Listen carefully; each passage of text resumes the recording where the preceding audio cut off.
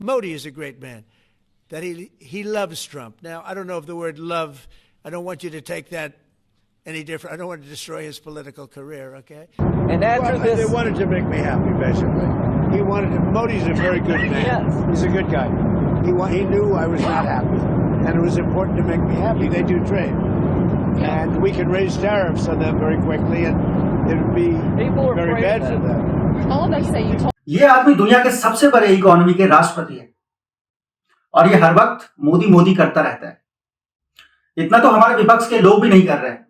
ये इस वक्त बौखलाया हुआ है इंडिया और मोदी गवर्नमेंट के खिलाफ और हर वो कोशिश कर रहा है जिससे मोदी और बीजेपी सरकार को भारत से हटाया जाए, जो कभी बहुत अच्छे दोस्त हुआ करते थे। कभी मोदी ट्रंप के इलेक्शन कैंपेन में हाउडी मोदी का प्रोग्राम करते थे, तो कभी ट्रंप के स्वागत में नमस्ते ट्रंप का प्रोग्राम रखा जाता था। ऐसा क्या हुआ कि ट्रंप मोदी सरकार को ही गिराने में लग गया है? इसके पीछे क्या कारण है और क्या क्या कदम उठाए ट्रंप ने भारत सरकार के खिलाफ, वो सब मैं डिटेल में बताऊंगा। बस आप वीडियो पूरा जरूर देखना। बात 2018 की है, जब ट्रंप फर्स्ट टर्म के प्रेसिडेंट बने थे। उस वक्त अमेरिका 514 बिलियन यूएस डॉलर से बढ़कर 580 बिलियन यूएस डॉलर के ट्रेड डेफिसिट में था। ट्रेड डेफिसिट क्या होता है? ट्रेड डेफिसिट मतलब व्यापार का घाटा, किसी भी देश के लिए व्यापार का घाटा। इसको ऐसे समझिए, जितने का माल यूएस खरीद रहा था दुनिया भर से, उतने का माल वो बेच नहीं रहा था, जिसमें मेन कंट्रीब्यूटर्स है इंडिया, चाइना, मैक्सिको के साथ बाकी के यूरोपियन यूनियन के कंट्रीज।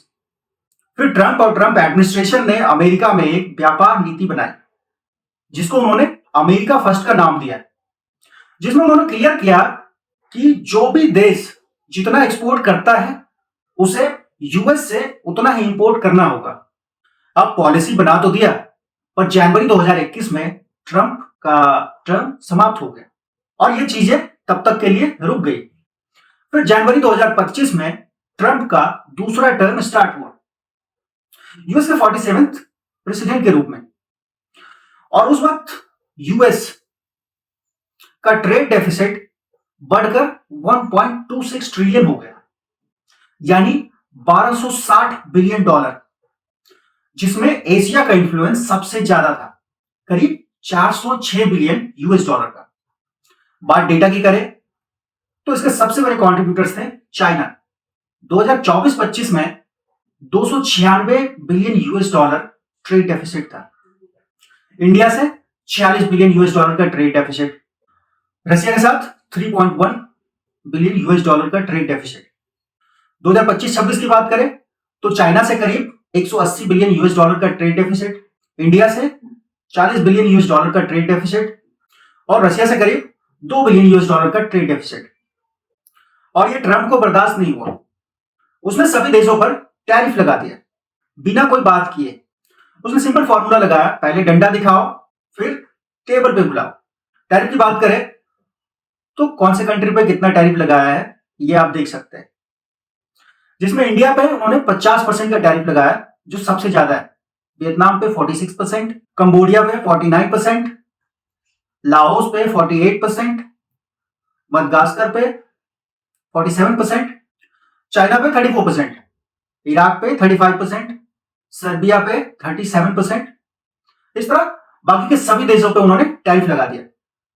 फिर उन्होंने टेबल पे बुलाया डील के लिए और इंडिया, चाइना को अपना agriculture and dairy market US के लिए खोलने को कहा और इंडिया को यह भी कहा कि हमारे मेडिकल इक्विपमेंट से प्राइस कैपिंग हटाओ।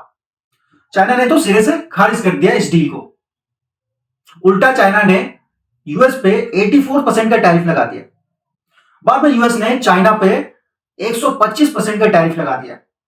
शुरू में मोदी सरकार ने मना कर दिया अपने डेयरी सेक्टर में यूएस की एंट्री से, क्योंकि इनका कहना था कि हमारे यहां वो दूध नहीं चल सकता क्योंकि आप लोग गाय को मीट प्रोडक्ट्स खिलाते हो और ये हमारे लिए सेंटिमेंटल है और इस चीज को हम अलाउ नहीं कर सकते आपको।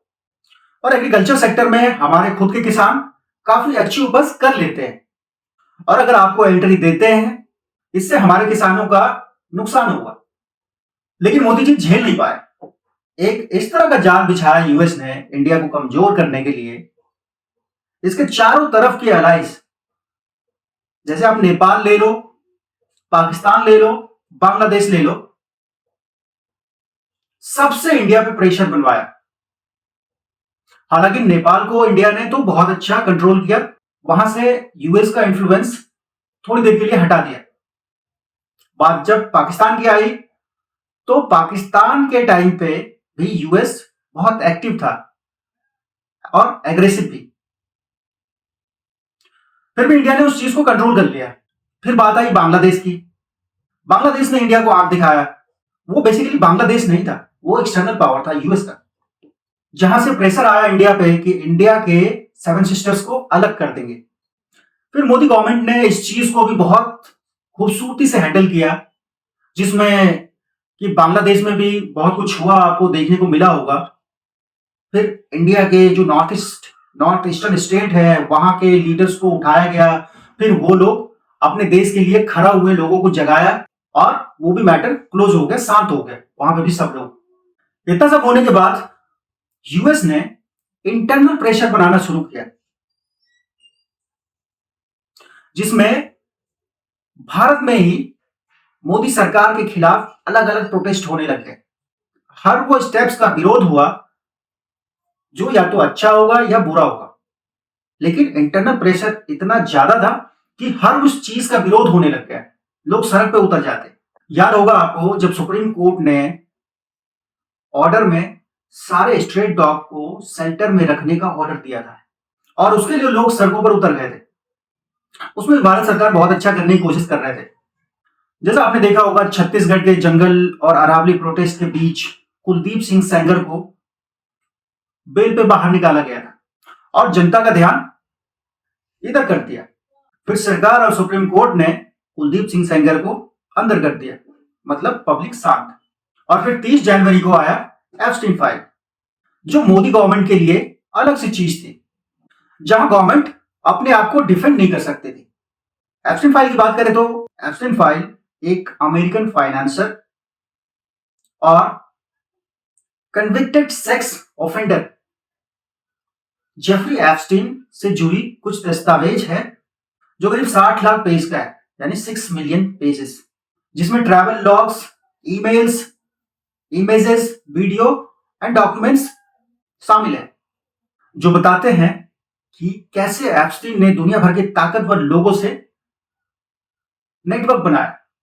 और एक ईमेल में प्राइम मिनिस्टर नरेंद्र मोदी का नाम आया, जिसमें बात हो रही थी white house chief strategist Steve Bannon Epstein से रिक्वेस्ट कर रहा है कि पीएम मोदी से मीटिंग सेट करवाओ।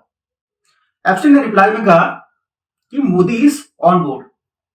दूसरा ईमेल जिसमें एप्स्टीन कतर के किसी अननोन आदमी से बात कर रहा है कि पीएम मोदी इजराइल जाने से पहले ट्रंप से मिले थे और ये विजिट यूएस के फेवर में था। उन्होंने ये भी लिखा है कि इजराइल जाने से पहले मोदी एडवाइस लिया और इजराइल में डांस गाना किया ट्रंप के बेनिफिट के लिए। आगे अनिल अंबानी एप्स्टीन की ईमेल, जिसमें दोनों पीएम मोदी के इजराइल विजिट के बारे में बात कर रहे हैं। हालांकि एक्सटर्नल अफेयर मिनिस्ट्री ने क्लियर करते हुए कहा ये पीएम मोदी के इजराइल विजिट के बारे में सही जानकारी नहीं है, ये एक ट्रेसी ईमेल है एक क्रिमिनल के द्वारा, इससे तत्काल प्रभाव से खारिज किया जाता है। और फाइनली 2 फरवरी को इंडिया यूएस के साथ इंटरिम डील के लिए तैयार हो गया, मतलब अभी के लिए दोनों देशों के लिए मार्केट खुल जाएगी। डील में क्या क्या है वो जरा ध्यान से सुनिए। इंडिया ने यूएस के सभी इंडस्ट्रियल प्रोडक्ट्स पर टैरिफ यानी इंपोर्ट ड्यूटी हटाने का एग्रीमेंट दे दिया है। इंडिया ने यूएस के सभी इंडस्ट्रियल प्रोडक्ट्स पर इंपोर्ट ड्यूटी यानी टैरिफ हटाने का एग्रीमेंट दे दिया है।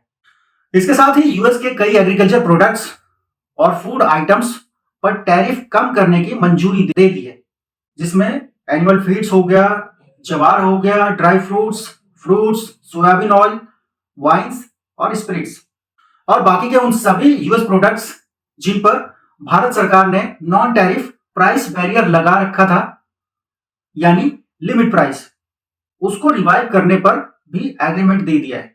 जैसे यूएस मेडिकल डिवाइसेस, आईसीटी यानी information and communication technology products, मतलब जैसे mobile, laptops, software, hardware, networking devices इत्यादि।